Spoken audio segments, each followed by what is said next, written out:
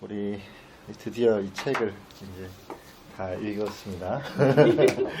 오늘 이제 13장을 우리가 같이 이제 이야기 하겠는데, 오늘 발제는 제가 했고요.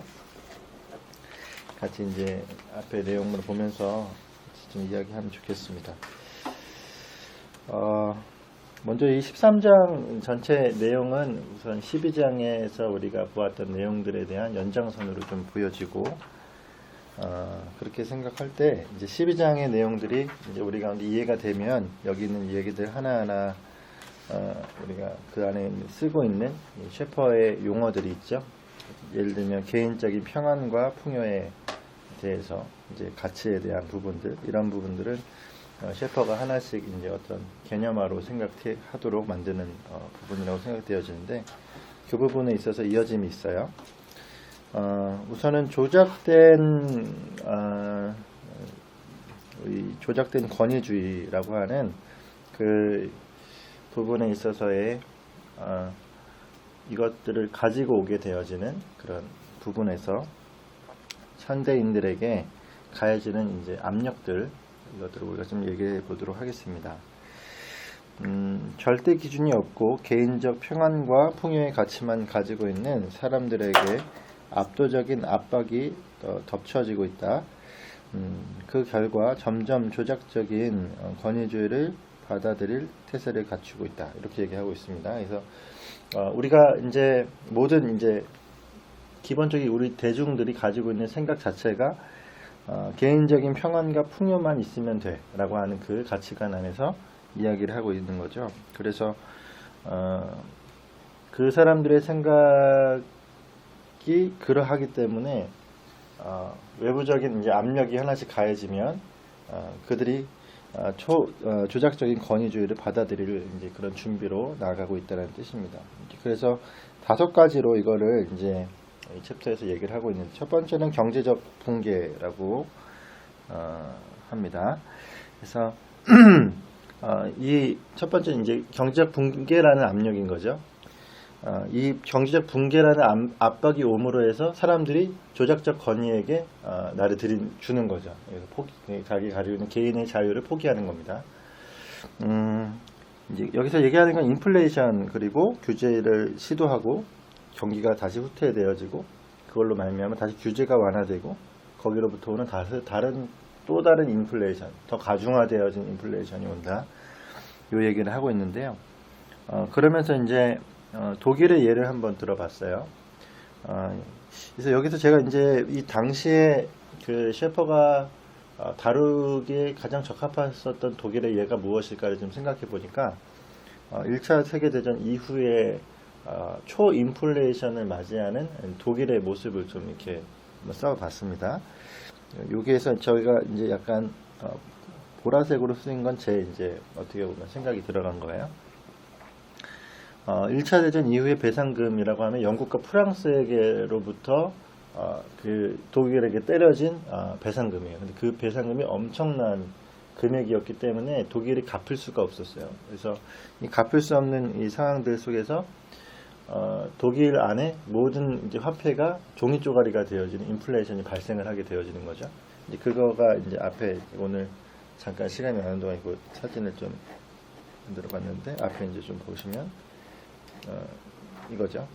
여기 이제 쓰레기로 쓸어 담는 게 돈이에요. 예, 주워야 될 만한. 근데 주워와도 아무런 이제 예, 그럴 할 수 있는 것이 없는 그런 이제 화폐인데, 독일의 이제 경제 상황을 보여주는 좋은 자료가 있네요. 요 이제 사진을 보면은 얼마나 뛰었는지가 보이죠. 아, 이게요? 네. 오, 야. 저 체리 샀다. 아, 이거, 야. 대박이네요. 이런. 예. 재밌다. 야, 대단하네요. 그래서 이제 나타나죠. 짜시고 아니. 그런 거 아니에요. 저도 지금 깜짝 놀랐어요. 블로그가 나와가지고.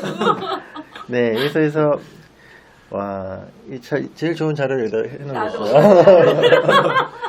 독일의 이 인플레이션으로 봤을 때 이제 마르크가, 그래서 요 이제 그래프로 우리가 좀 확인을 하면 좋겠고, 이만큼 이제 화폐가 가치를 잃어버리는 이 시대가 되어서, 그것이 결국에 이제 무엇으로 파생되어지냐면 독일 경제 무너짐, 그리고 그것이 뭐 중간에 뭐 거두절미하고 히틀러의 등장까지도 이어지는 거죠.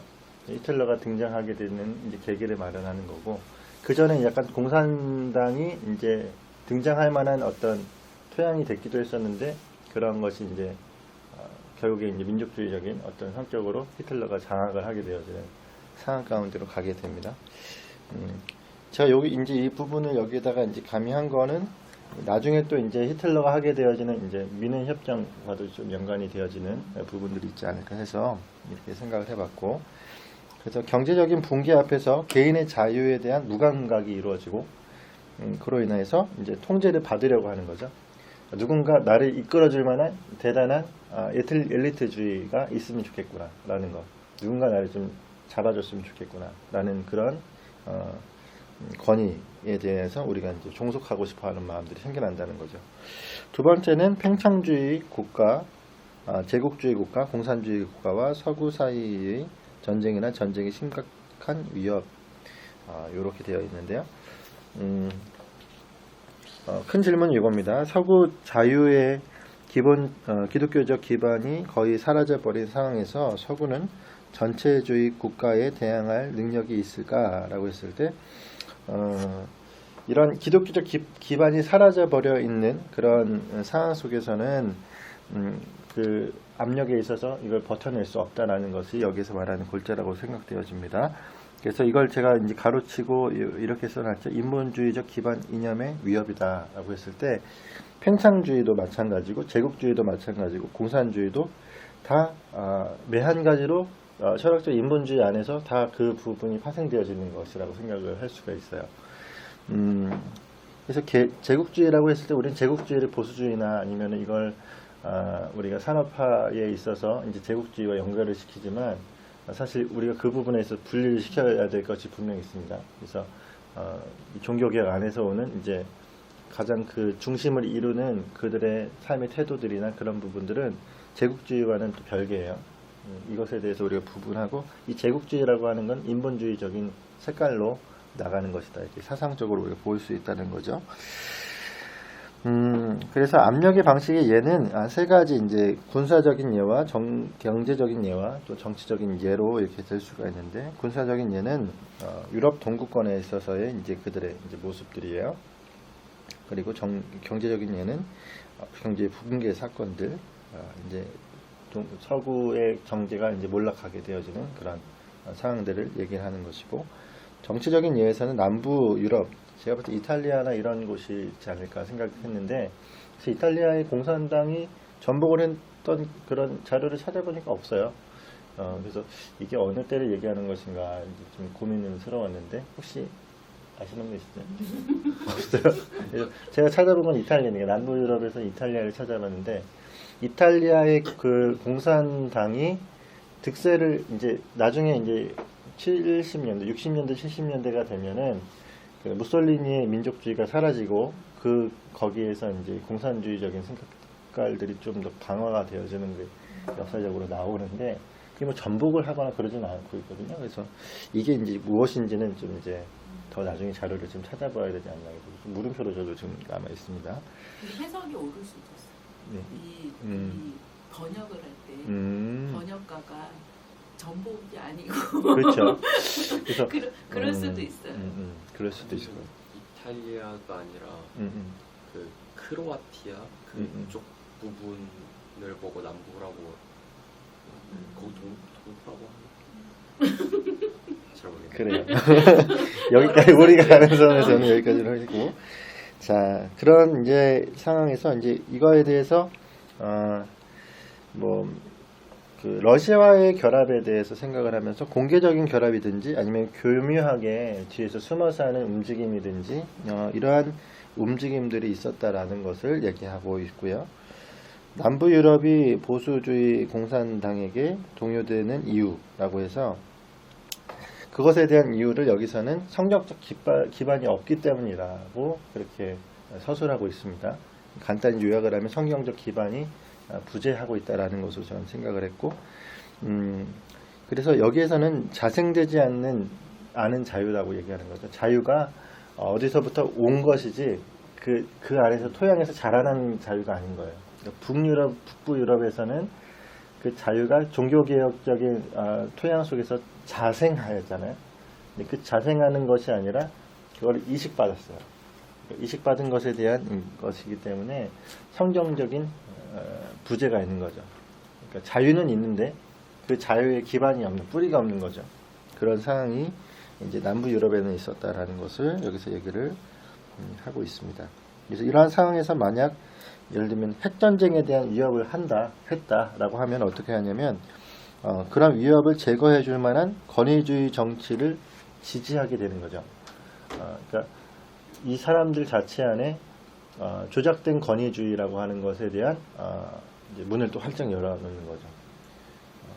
저는 여기서 말하는 이 조작적 권위주의라는 것이 뭐 보수랑 진보를 떠나서 보수에서도 마찬가지로 이런 조작된 권위주의를 펼쳐낼 수도 있고 진보라고 생각되어지는 좌파 진영에서도 그렇게 할 수 있다고 생각이 되어지는데 저는 왠지 여기서 말하는 이 부분들은 좀 좌파적인 생각들로 가지고 예를 들면 뭐 리버럴리즘이나 아니면 리버테리얼리즘으로 가는 그런 쪽으로서의 이제 모습이다라고 저는 이렇게 생각되어져요.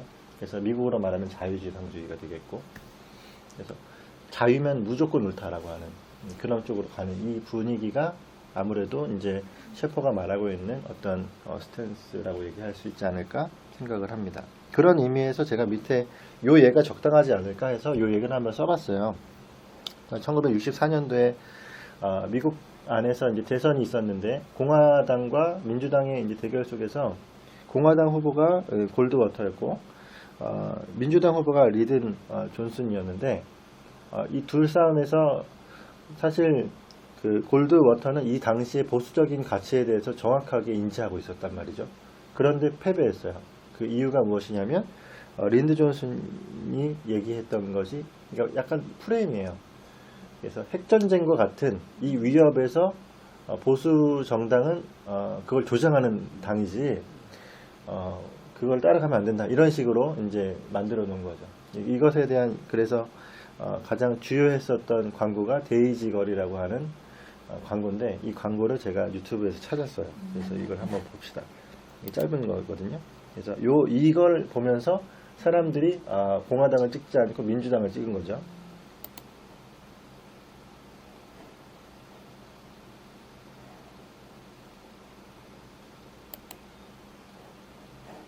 소리가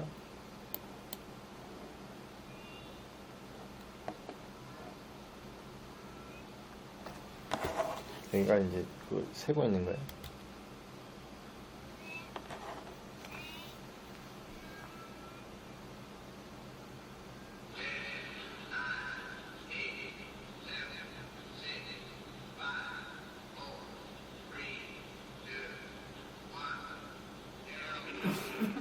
무섭죠?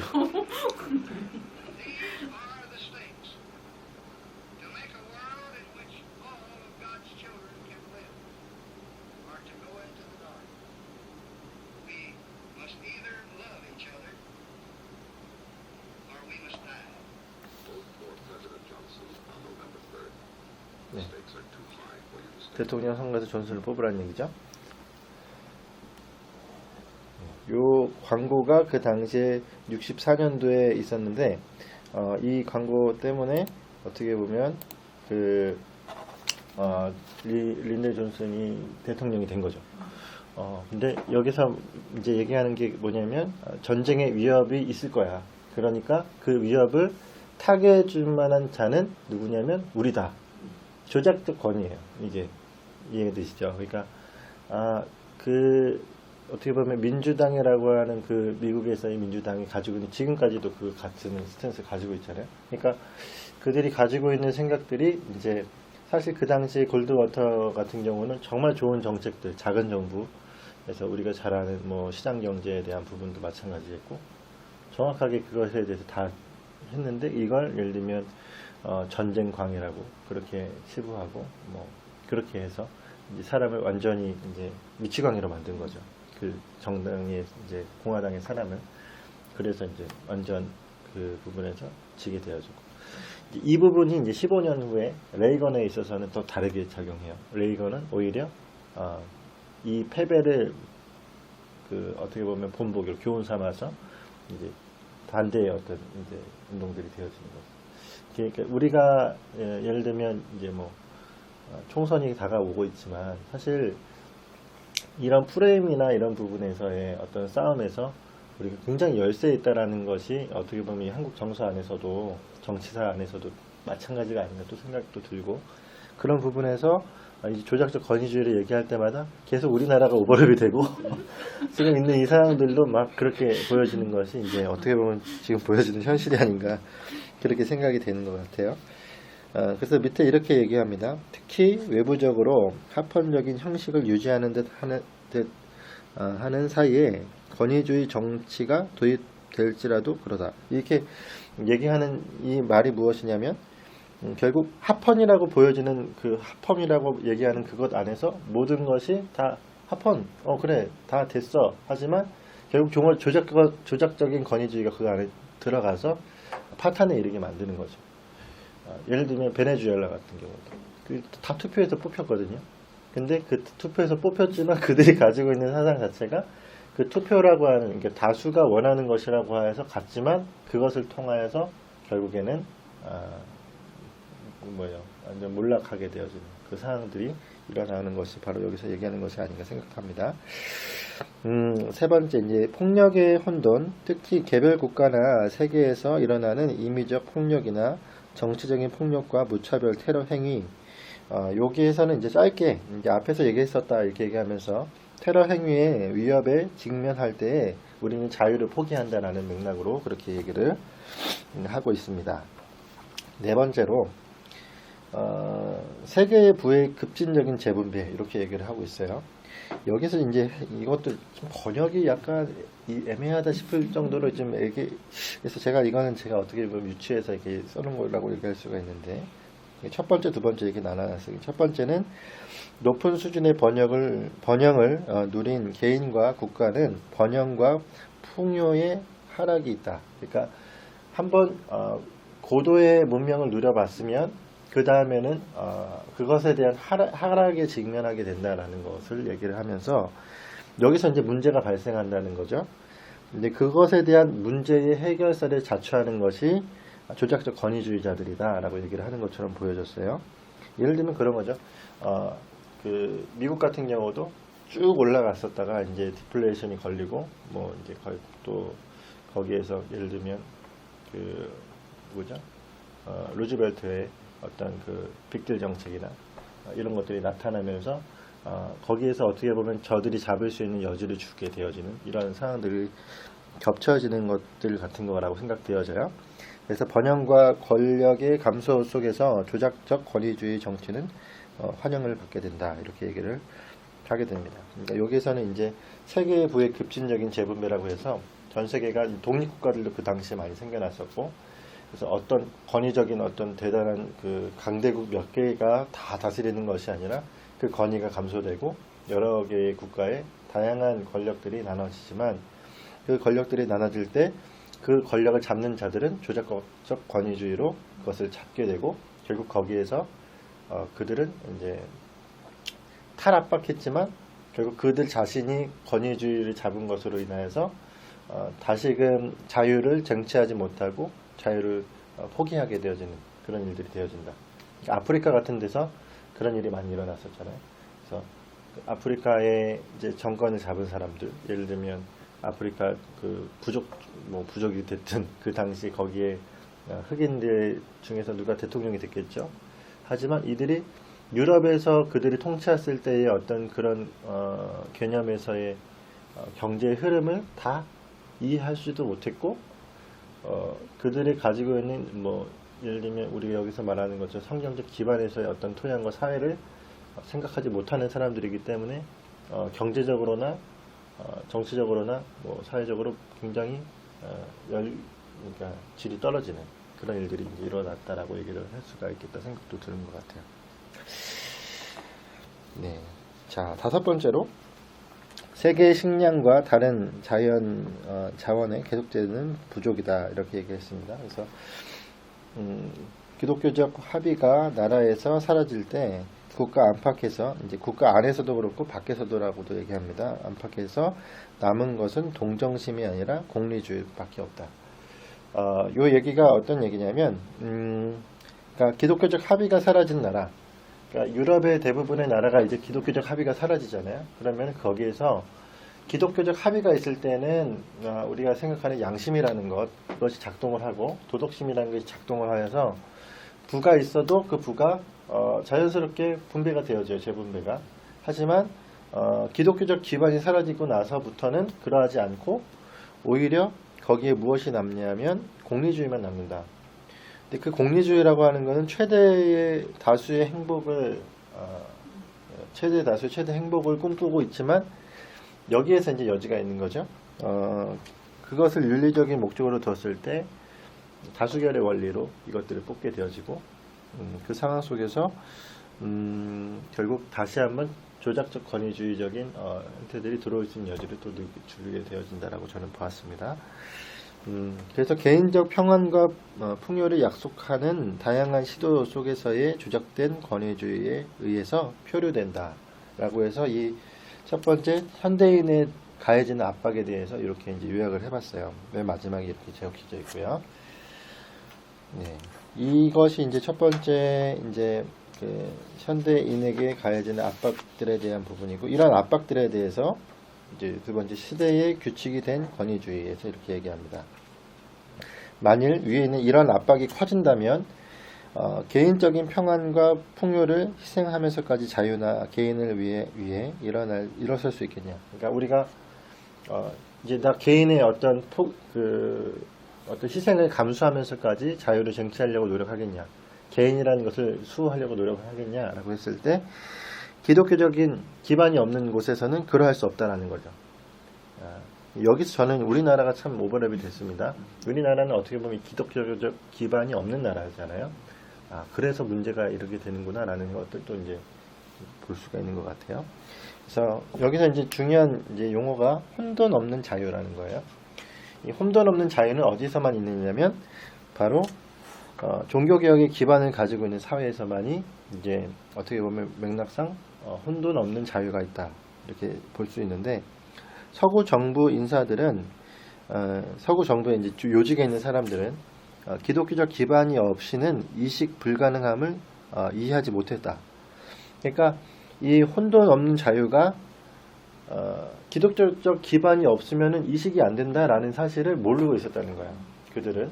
그래서 민주주의를 받아들이지 못함으로 심해지는 압박을 견디지 못하게 된다라는 것에 대해서 이렇게 한번 추론을 한 것 같아요. 그것에 대한 예가 몇 가지가 나오는데, 도쿠야마 지로라고 하는 일본 사람인데 이 사람이 이렇게 얘기했다고 합니다. 일본은 서구와는 다르게 하나님을 믿는 기반 있는 자들과는 다르게 옳은 것이 시간과 상황에 따라 변한다 이렇게 얘기합니다. 그러니까 지금 우리나라랑 비슷하죠? 상황에 따라서 바뀌는 거예요. 이제 그래서 옳은 것이 바뀌게 되어지고 상대주의적인 어떤 생각들로 바뀌게 되어지는 거죠. 또 민주주의적인 절차에 기반이 없는 나라들이 국제조직에 그래서 참여하게 되어졌을 때, 다수를 형성하게 되었을 때는 국제적 규약과 다른 행동을 하게 된다 이렇게도 얘기를 합니다. 그래서 기독교적 기반이 없는데 유엔과 같은 국제 협약에 들어왔어요. 그러면은 예를 들면 기본적으로 우리가 암묵적인 룰이 있잖아요. 그 룰 자체가 없고 그 룰뿐만 아니라 유엔이 만약에 정해놓은 룰이 있더라도 이거를 그냥 국제법에 대해서는 무시하는 거죠. 이런 행태들이 지금도 나타나죠.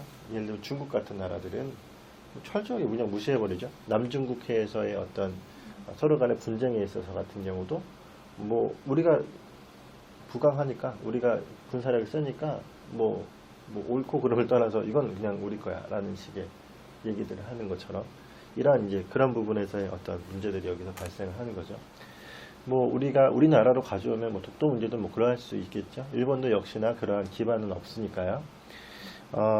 동일하게 이제 여기서는 중국의 분쟁들에 대해서 봤고, 여기서 제가 생각나는 건 이거였어요. 토크빌이 얘기한 이 말, 우리가 너무 잘 아는 말이죠.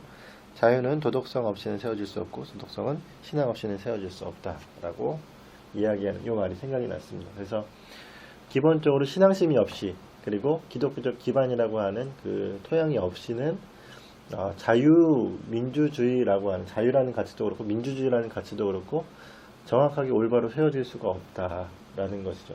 그러니까 우리나라도 역시나 마찬가지로 이런 상황 속에 이제 직면해 있는 거라고 생각되어지고 기독교적 기반 자체가 물론 교회들이 있지만 교회가 기독교적 기반이 무엇인지를 모르고 있으니까 그 가운데서 교회가 제대로 된 역할을 못하는 것이고 어떻게 보면 그런 상황 속에서 나라는 정말 공리주의적인 생각들로 가게 되어지고 거기서 또 상대주의적인 어떤 법적 원리들로 가게 되어지고 그리고 뭐 모든 것이 다 이제 자유지상주의적인 모습으로 가게 되어지는 이러한 이제 상황들 속에 이제 처해지게 되는 거죠.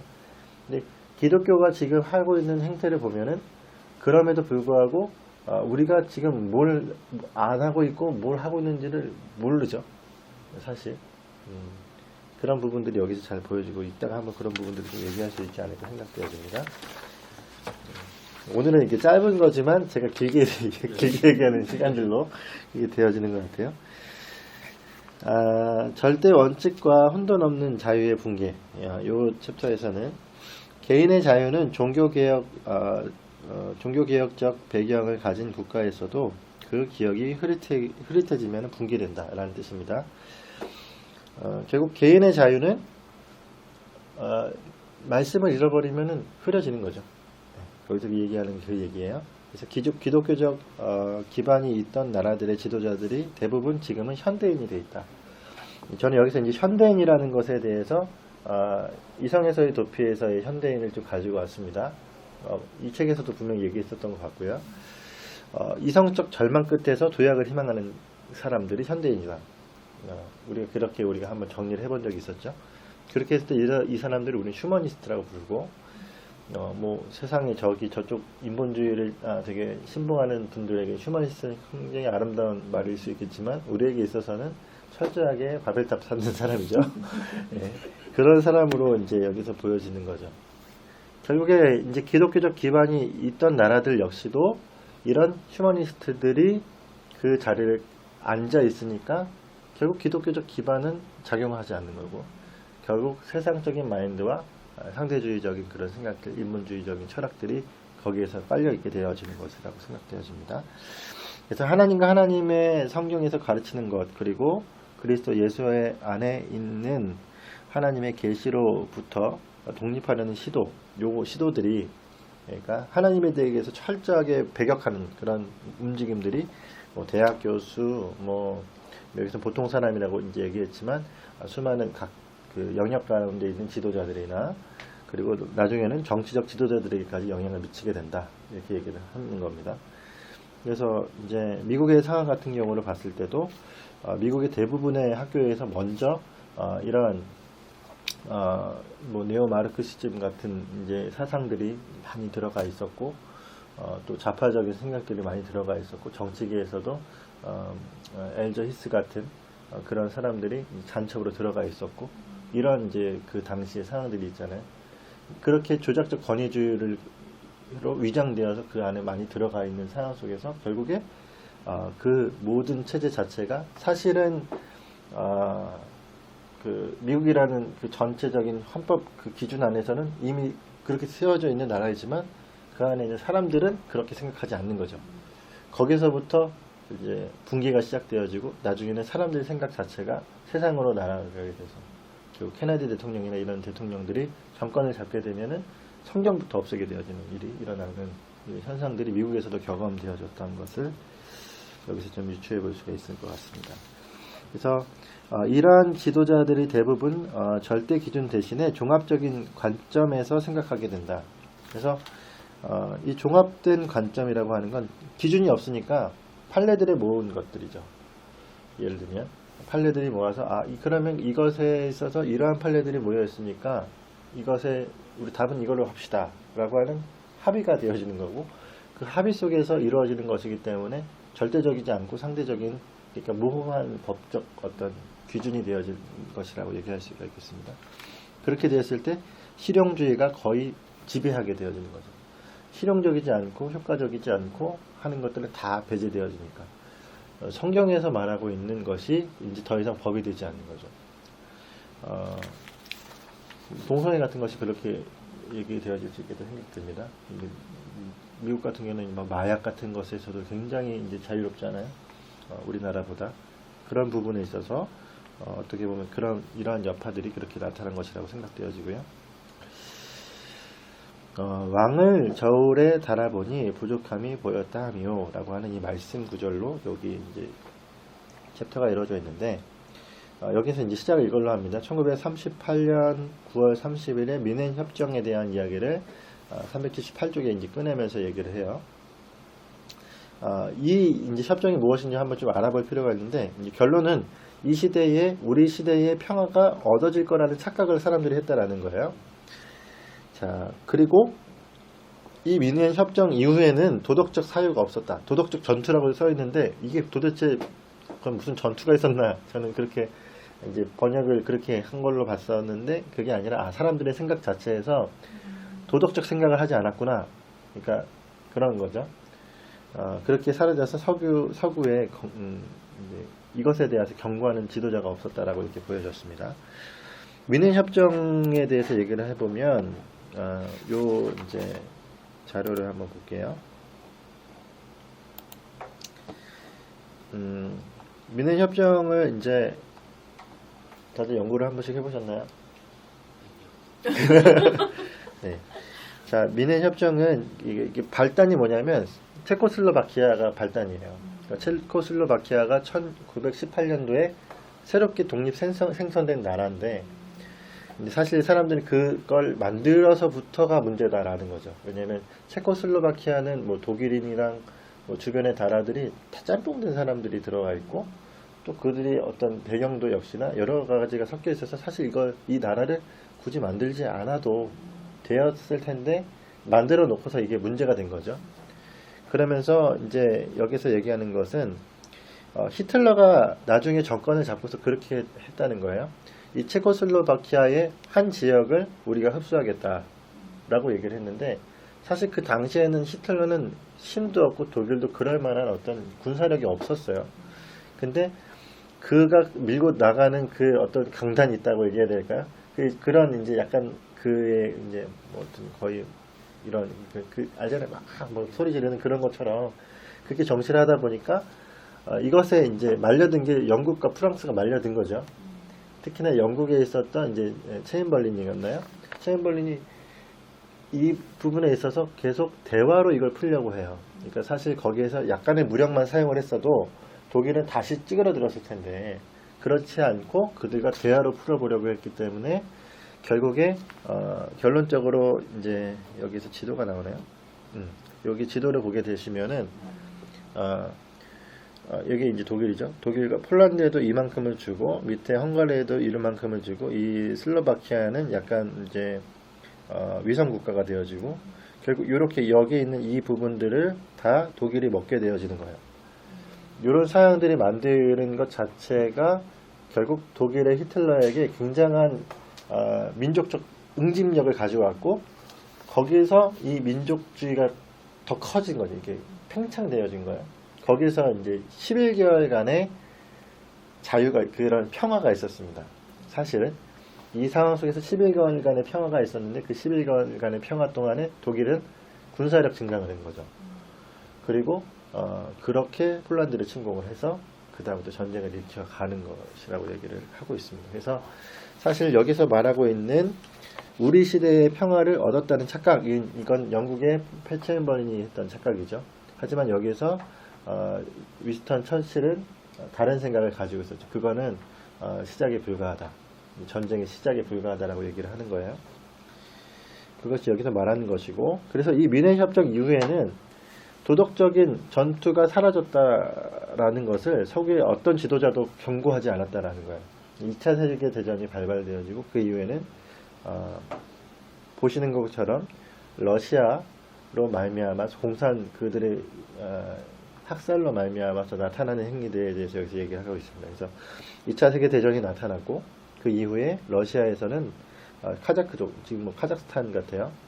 카자흐 쪽에서 5만 명 정도가 러시아로 강제 이주되어서 죽임을 당하거나 감옥으로 끌려갔고, 이것에 대한 또 다른 예가 솔제니츠는 공산주의 이제 공포의 유산이라고 하는 책에서 150만 명의 독일 시민이 숙청되었다라고 얘기를 증언했고, 이러한 이제 폭압적인 정치가 가능했다라는 거죠.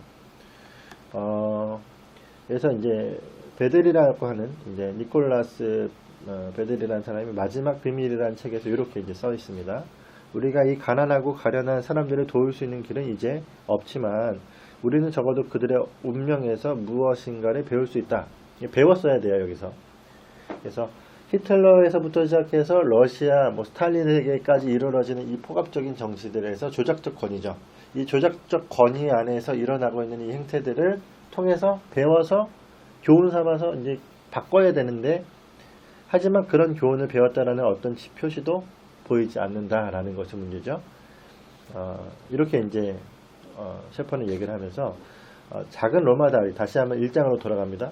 그래서 1장에서의 그 로마의 작은 다리가 그 위에 6륜짜리의 트럭이 지나가게 되면 그 다리가 파괴될 것이다 라는 것을 얘기하면서, 이러한 압박이 오직 개인적 평안과 풍요의 가치만을 가지고 있는 사람들에게 일어나고 있는 거죠. 그러니까 우리는 여기에만 머물려고 하지만 사실 그것을 이용해서 사람들이 결국에 이제 멸망 쪽으로 이제 나가기, 쇠락으로 나가게 만드는 것이라고 얘기할 수가 있겠습니다.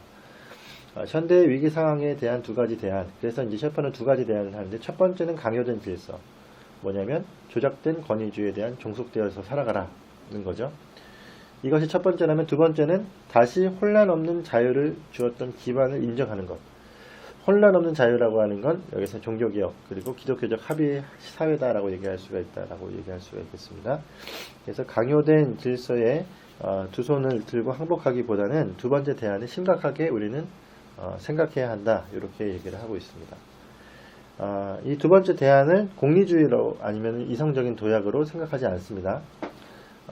그 이유는 이것은 우리가 이제 이성에서의 도피에서 정확하게 나와 있습니다. 모든 지식과 모든 삶의 통일을 부여하는 진리, 그러니까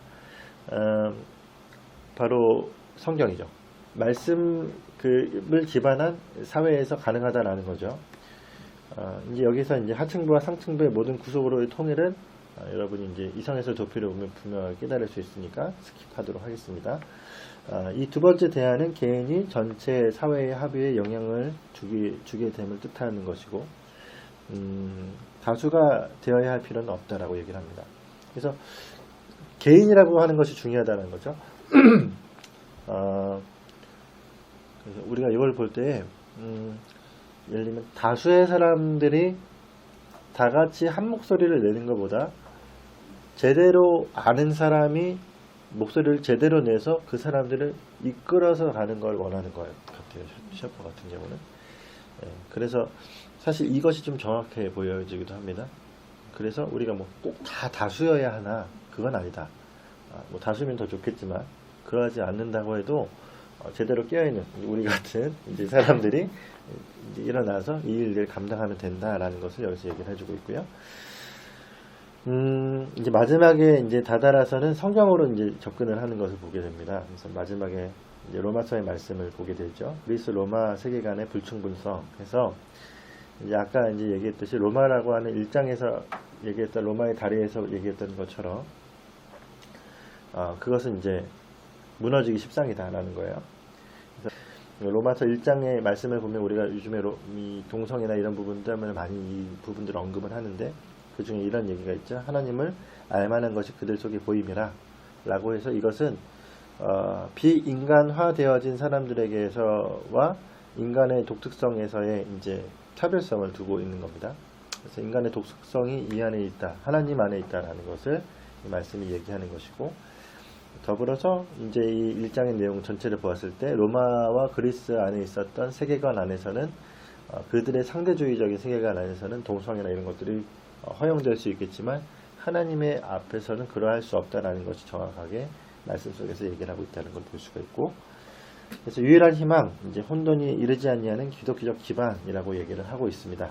그래서 하나님은 살아계시고 침묵하지 않으시며 성경으로 그리고 그리스도를 통하여 사람들에게 말씀해 오셨다는 사실은 종교 개혁자들의 시대에 더 풍성하게 성경적인 기독교로 돌아갈 수 있게 하는 기반이었다라고 얘기를 합니다. 이 자유라고 하는 것을 성경적 기반에서만 찾을 수 있다는 얘기고, 이렇게 생긴 자유는 매우 거대하다. 하지만 그 자유는 혼동하지 않는다. 큼에도 불구하고 이것이 막 뒤죽박죽이거나 이것이 뭐 제대로 작동하지 못하는 것이 아니라 혼돈이 없다라는 거죠.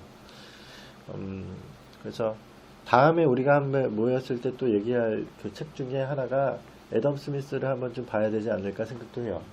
그래서 이 자유와 함께 이제 경제적인 어떤 논리 안에서 애덤 스미스의 도덕 감정론이 맞나요? 도덕 감정론이 어떻게 작용을 하는지를 우리가 또 볼 수 있을 거라고 생각되어지고요.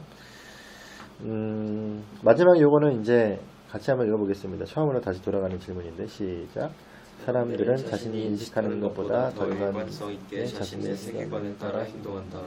문제는 올바른 세계관을 모든 사람에게 존재하는 것에 대한 진리를 주는 세계관을 가지고 그것에 따라 행동하는 것이다.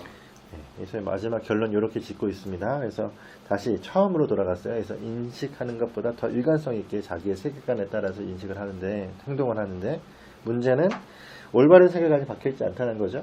그래서 모든 사람에게 존재하는 것에 대한 진리를 주는 세계관을 가지고 그것에 따라 행동하게 하는 것이 중요하다라고 얘기를 하는 얘기로 이 대안에 대해서 얘기를 하고 있습니다. 짧은 얘기를 굉장히 길게 이야기하는 시간이었습니다. 네, 이렇게 해서 13장까지를 다 나눴고요. 이제 책을 보면은 이것과 별개로 기독교인들에게 전하는 메시지가 또 하나가 있어요. 맨 마지막에.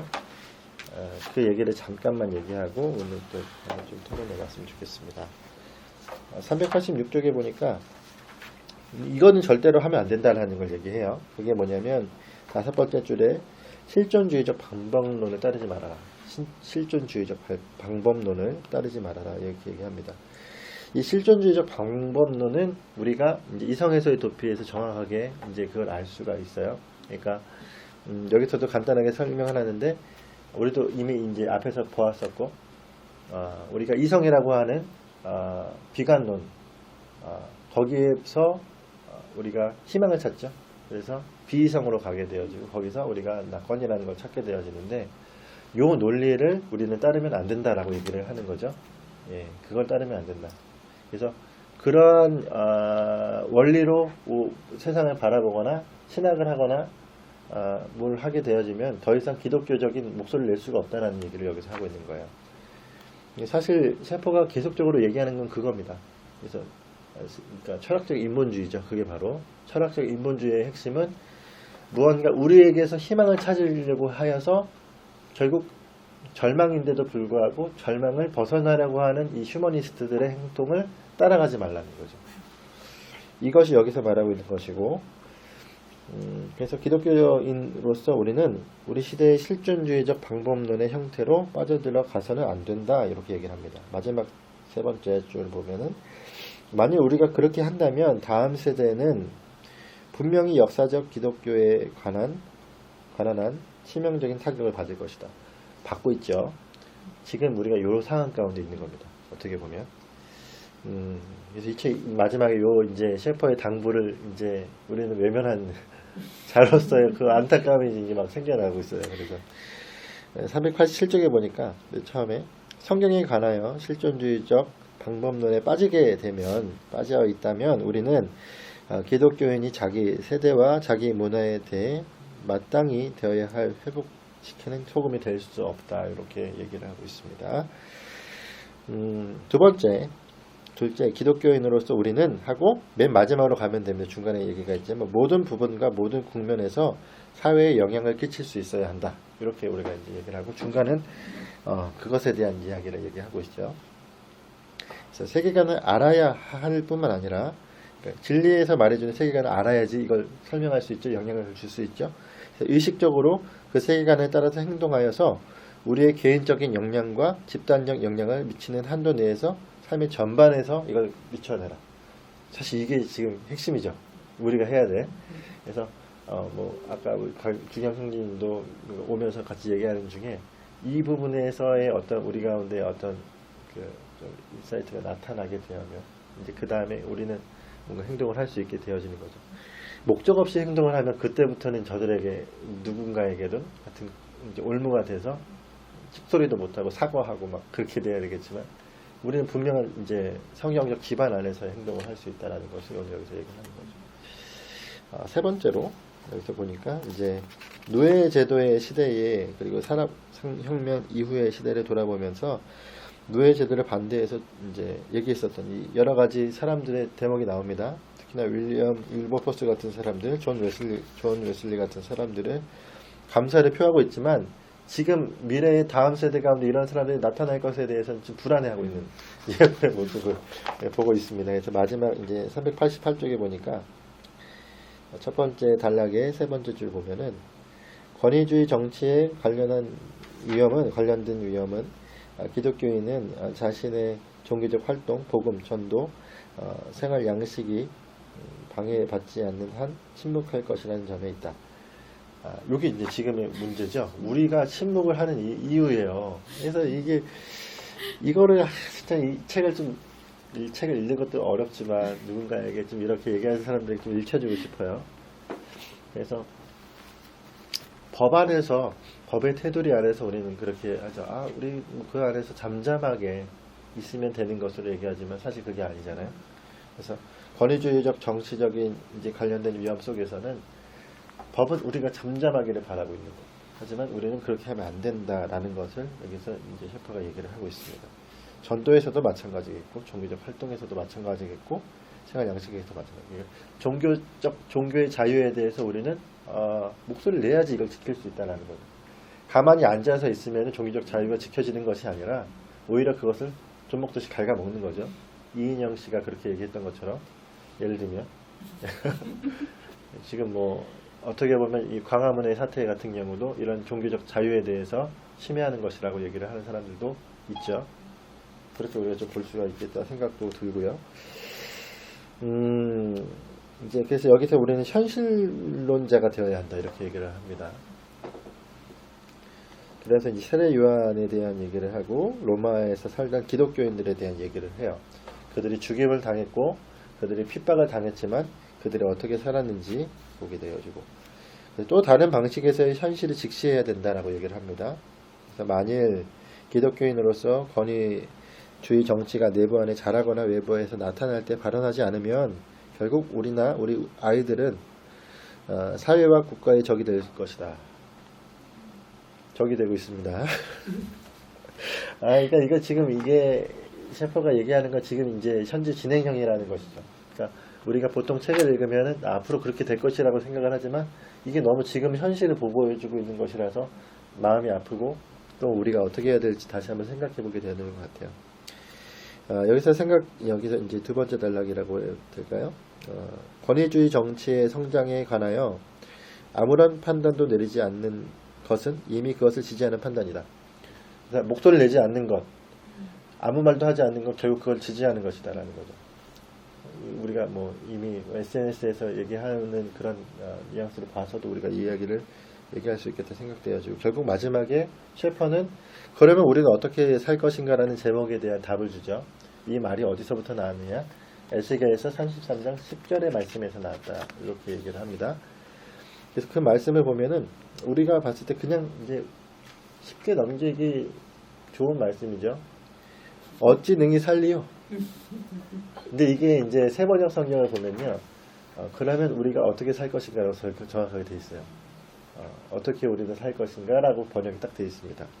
그러니까 어찌 능히 살리요 라고 얘기하니까 우리는 그냥 넘어갈 수 있겠지만 사실 이건 정말 중요한 말이었어요. 그러면 우리는 어떻게 살 것인가 라고 얘기를 하는 33장 10절의 말씀이 이제 얘기합니다. 앞뒷장에 이제 말씀의 문맥을 보면은 그 당시에 그 아주 악한 그 사회 속에서 어떻게 살 것인가에 대한 이 에스겔의 어떤 질문과도 같은 이 말들이 쓰여져 있는 것들을 우리가 볼 수가 있습니다. 마지막에 이 책은 이 세대가 피조물을 창조주의 자리에 두는 가장 극심한 사악함에서 돌아서고 사망의 길에서 떠나 살기를 바라는 마음에서 쓴 것이다.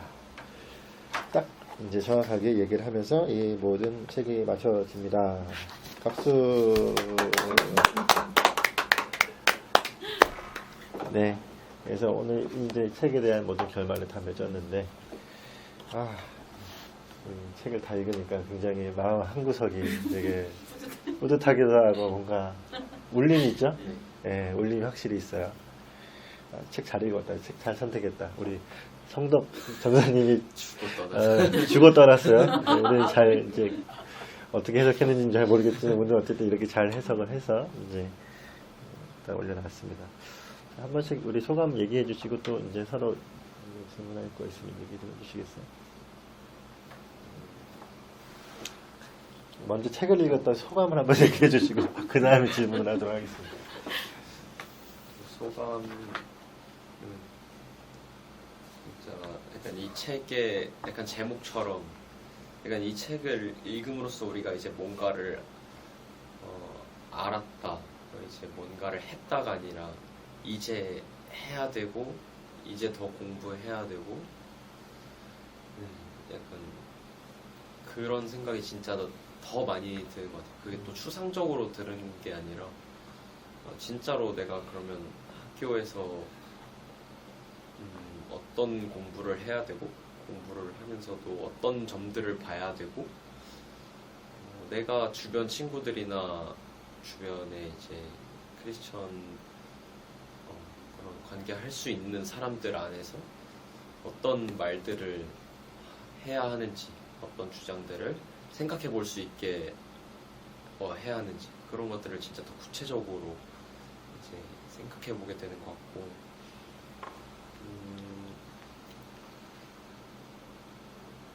네. 확실히 또 부담도 생기는 것 같고 그만큼 네 근데 진짜 좋은 부담인 것 같습니다. 기대가 되기도 하고 진짜 보통 이런 거 책을 읽으면은 그냥 그 책에서 그냥 어떤 교훈만 받고 끝나는 경우가 있는데 이게 뭐 일주일에 챕터를 나눠서 좀 시간을 오래 두고 읽어서 그런지 모르겠지만 진짜 뭔가 같이 가는 느낌? 이 책이랑 책과랑 같이 네, 뭔가 진짜 같이 가는 그런 느낌이 들어서 그냥 내가 이 책을 뭔가 숙제처럼 한번 읽고 끝내야겠어 약간 이런 거면은 읽고 생각 한번 정리하고 그러다가 이제 잊혀지잖아요, 말잖아요. 근데 그게 아니라 조금씩 계속 단계를 밟아가면서 읽고 그와 관련된 또 우리 사회의 뉴스거리들 계속 찾아보고 유튜브에서 강의 같은 것도 듣고 그런 것들이 계속 이렇게 짜집기처럼 잘 맞춰져서 이렇게 가니까 네, 되게 살면서 이렇게 보여지는 것들이 안타깝기도 하면서 그런 생각을 해 나가는 것들이 또 재밌기도 하고 네, 그랬던 것 같아서 일단 너무 좋았고 네 그렇습니다. 네. 저는 이 책을 서점에서 이렇게 읽다가 그때 제가 셰퍼를 알고서는 그 이성에서 부피를 읽다가 이 사람 걸 좀 더 읽어봐야겠네라고 생각을 하고 이제 백석 거기 교보에 갔을 때 이 책이 마침 있었어요. 그래서 보는데 저는 이제 이런 문화에 관한 일 되게 관심도 많고 그래서 되게 이제 재밌나고 살려고 딱 했는데 이성에서의 도피를 읽어보니까 이게 쉽지 않구나라는 생각을 하고 이건 읽긴 읽어야 되는데 어떡하지 하고 고민을 하고 있을 때 저는 이제 목사님이 이런 북스터디가 있다 그래서 너무 아무것도 모르고 그냥 기쁜 마음으로 왔는데 잘 이 책을 우리 북스터디에서 뭐 그 전도사님은 어떻게 무슨 그런 거 가셨는지 모르지만 그 혜택을 제가 받은 것 같고 그냥 저는 항상 그러니까 제가 좀 관심 가져 하는 게 지금 맨 마지막에 우리 셰퍼가 얘기한 것처럼 왜 저렇게 행동을 할까? 저 행동은 어디에서부터 기인을 한 것인가라고 제가 예수님 만난 다음부터 저를 관찰하고 사람들을 관찰하면서 계속 생각을 했던 거였거든요. 그러면서 이제 심리학 같은 데 보면 그런 행동주의 이런 얘기를 이제 들으면서 우리는 진화론에서 기인된 사람들이 아닌데 왜 저렇게 이야기를 하지? 이러면서 계속 그 책을 읽으면 아니 우리는 창조된 피조물인데 왜 자꾸 원숭이랑 같다고 생각하고 왜 거기서 얘기를 하지 않으니까 이게 처음 스타트가 맞지가 않는 거예요. 계속 의문이 있고 이거 아닌데 근데 어디 가서 물어봐도 아는 사람도 없고 이랬는데 저는 답을 찾았고 이제 이렇게 알아가는 과정 속에서 우리가 하나님의 형상으로 지음을 받았다는 게 얼마나 놀라운 특권이며 그게 얼마나 큰 영광인지 그리고 여기 지금 맨 마지막에 그런 사악함 우리가 피조물임에도 불구하고 창조주자리에 앉아서 지금 이제 과학을 이용하여서 호모데우스까지 가는 이런 시점에서 이 책을 읽었다는 게 저는 정말 하나님의 은혜인 것 같고 여기서도 셰퍼가 얘기하잖아요. 자기가 살고 있는 그 삶에서 영향력을 끼치려고 하면 아무리 말씀을 외우고 말씀을 듣고 예배를 드려도 제가 이거는 저의 소견이에요.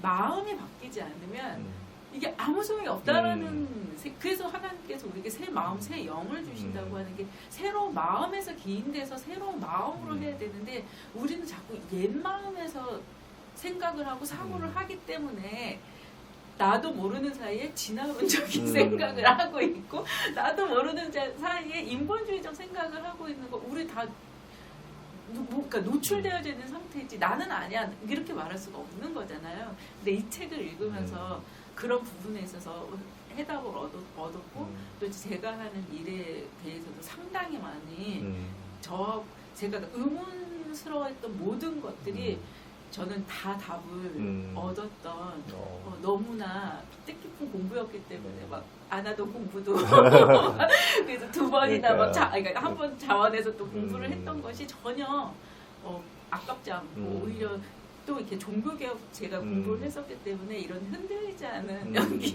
기반에서 오는 자유를 얘기할 때는 바로 그거지 막 이렇게 다시 한번 생각을 할 수 있게 되니까 참 저에게는 개인적으로 너무 유익했던 시간이었던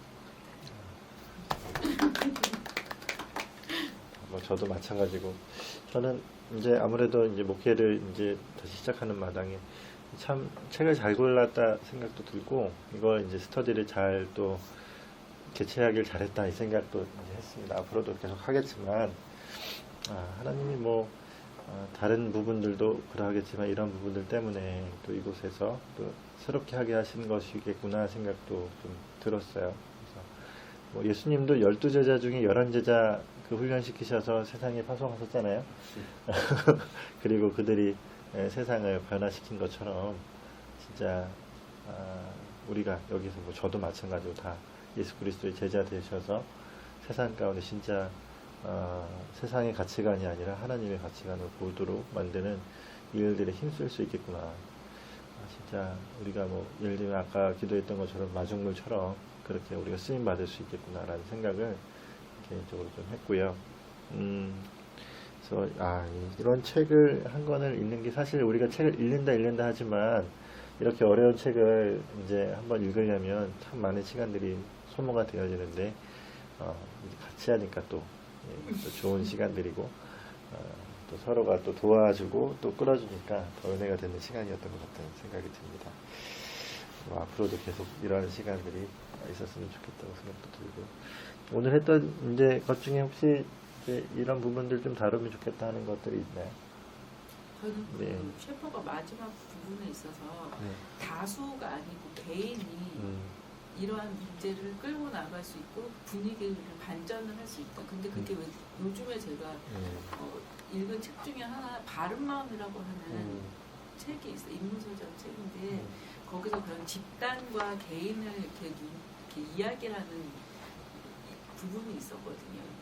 이제 그 사람도 이제 나름대로의 어떤 이론을 정하나 그거는 진화론에 입각하여서 근데 그게 굉장히 솔깃한 게 뭐냐면은 그렇게 집단적인 생각으로 우리가 사고를 가지고 있고 집단이 뭔가를 할 때 거기에 도덕성이 나오면 그러니까 개인은 저는 그렇게 받아들였어요. 그 사람은 어떻게 말을 하는지는 모르겠지만 근데 저는 그걸 보면서 개인 물론 집단이 선하고 좋은 영향력을 끼치는 것도 좋지만 그렇게 집단이 어떤 어젠다를 세워서 개인한테 하다라는 거와 개인 하나하나가 자발적인 동기와 선함을 가지고 모였는데 그게 집단이 되어서 선한 영향력을 나타나는 거는 다르다고 생각을 하고 또 제가 이제 하고 싶은 일이 바로 그 개인에 대한 집중이거든요.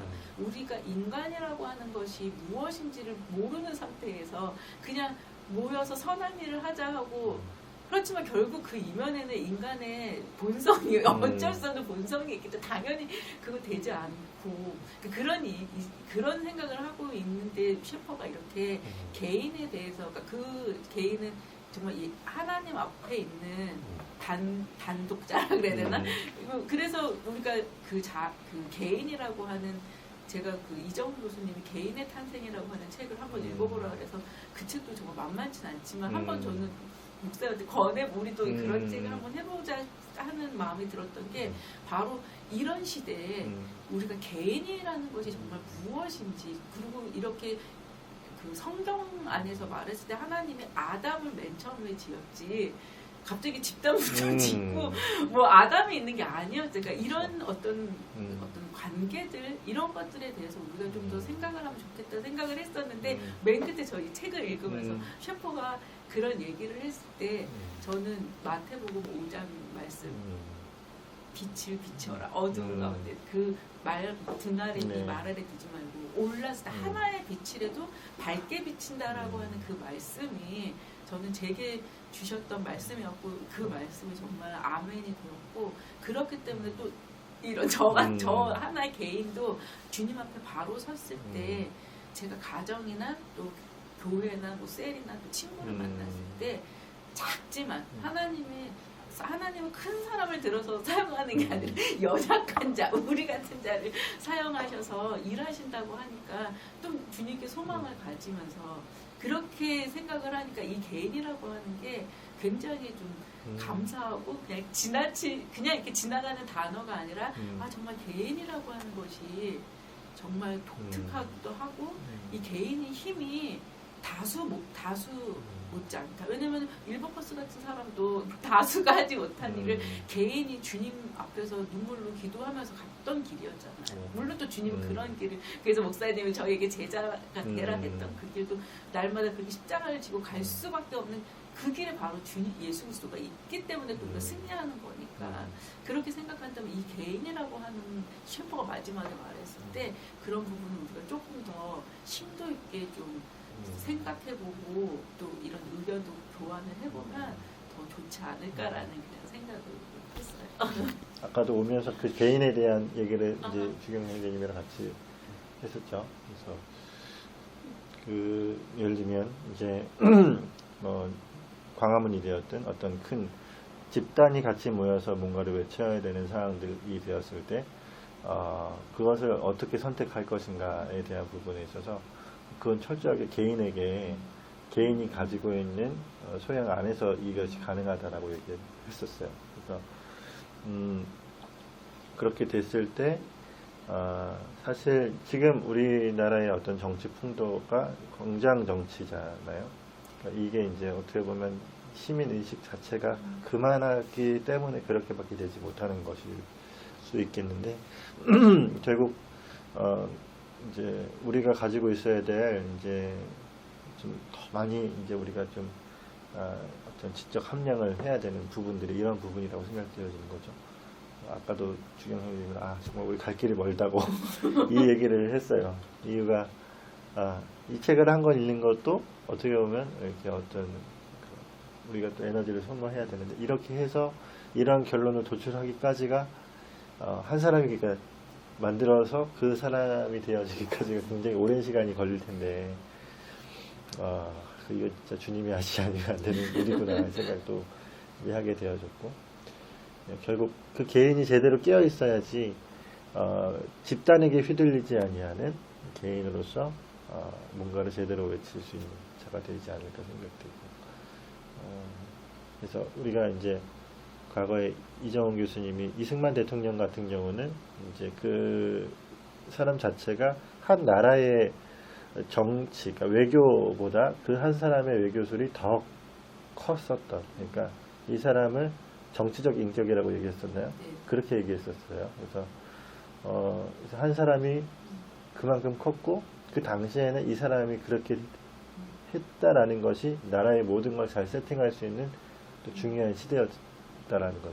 이정훈 교수님 그 얘기를 하면서 그 이후에는 지금은 그럴 수 없다. 지금은 그게 아니라 각자의 이제 그 모습 안에서의 이런 함량들이 필요한 것이다. 그리고 그러한 상황 속에서 진짜 보수적인 가치에 대한 입각한 사람들의 그런 것들이 이제 표출되었을 때 나라가 정말 건강하게 되어지고 제대로 된 방향으로 가게 되어진다라고 얘기를 하잖아요. 그런 의미에서 지금 이제 어떤 보면 이런 이제 개인에 대한 발견들, 개인의 탄생이라는 책도 우리가 한번 보면 좋겠다는 생각도 들었고. 네, 저도 그 어젠가 그저께 이정훈 교수님 영상 다시 그 16강까지 있는 거 다시 좀 속도 빨리 해가지고 좀 보고 있었는데 지금 이제 또 목사님 하신 말씀 들으면서 또 생각나는 게 그 이정훈 교수님께서 우리가 지금 싸워야 될 가장 큰 적은 저기 어디 좌파나 이런 데가 아니라고 무슨 세계 정부 이런 게 아니라 무지랑 싸워야 된다. 알지 못해서 그러는 거라 그 진짜 맞는 말이라고 생각을 했는데 확실히 진짜 깨어있는 사람이 더 이게 보통 대학생들 사이에서는 그 깨어있다라는 말이 사회 문제에 관심을 가지고 있고 그것으로 막 바꿔야 된다라고 이제 생각하고 되게 운동권 그런 사람들한테 깨어 있다라고 하는데 그 용어도 지금 보면은 그럼 잘못 사용되고 있는 것 같고. 용어 전쟁에서 용어를 다 빼앗겼죠. 네. 좋은 용어들은 다 그쪽가 있어요. 그런 게 아닌데.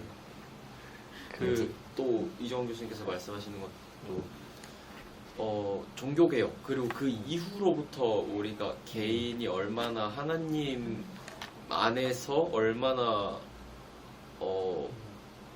좋은 사람이 될 수 있는지 좋은 행동을 할 수 그런 것들이 좋은 삶을 또 영위할 수 있는지 하나님 안에서 그런 것들이 진보인데 진보라는 단어를 통째로 이제 그렇죠. 뺏겨버리고 그런 것들도 생각이 드는 것 같아요. 네, 그러면 정리를 이제 하겠습니다. 뭐 어쨌든 7주 동안 너무 수고 많이 하셨고 또 이렇게 또 같이 스터디를 하니까 정말